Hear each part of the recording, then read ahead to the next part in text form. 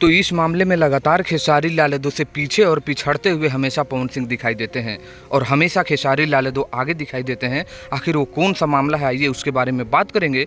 उससे पहले एक छोटा सा रिक्वेस्ट है कि चैनल को सब्सक्राइब कर लीजिए। दोस्तों, मैं हूं रविंद्र और आप लोग देख रहे हैं Ravindra times. Sad song Bhojpuri में कहा जाता है कि सैड सॉन्ग का बादशाह कोई और नहीं खेसारी लाल यादव है और इसका जो है ना नमूना भी दिखाई देता है और आप लोगों को इस तरह दिखाई देता है कि मैं आप लोगों को एक तस्वीर दिखाना चाहूँगा जो खेसारी फैंस ने अपने पूरे सोशल मीडिया पर डाल के रखे हुए हैं और सच भी है, क्योंकि ये सच भी है और ये आपको दिखाना ज़रूरी है।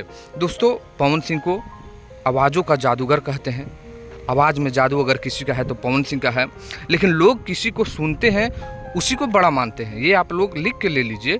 आपके पास कितना भी हुनर है, लेकिन अगर एक बुड़बक और एक होशियार, एक बुड़बक अगर नौकरी ले लेता है तो उसको आप ज़्यादा मानिएगा, क्योंकि वो कैसा भी हो लेकिन वो लेकर दिखाया है।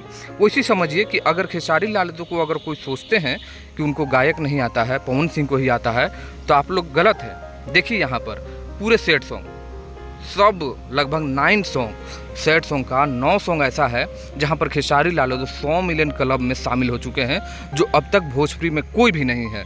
यानी यहाँ समझ सकते हैं कि खेसारी लाल यादव एक नंबर पे अब तक सबसे ज़्यादा 100 मिलियन गाना देने वाले सैड सॉन्ग में बन चुके हैं, जहां पर ये आप लोग नाम पढ़ सकते हैं। तो यही था खबर। मैंने चाहा क्यों ना आप लोगों के बीच भी इसको दिखाया जाए। अच्छा लगा ना तो लाइक करिए और इस वीडियो को भी शेयर कर दीजिए। Thank you so much.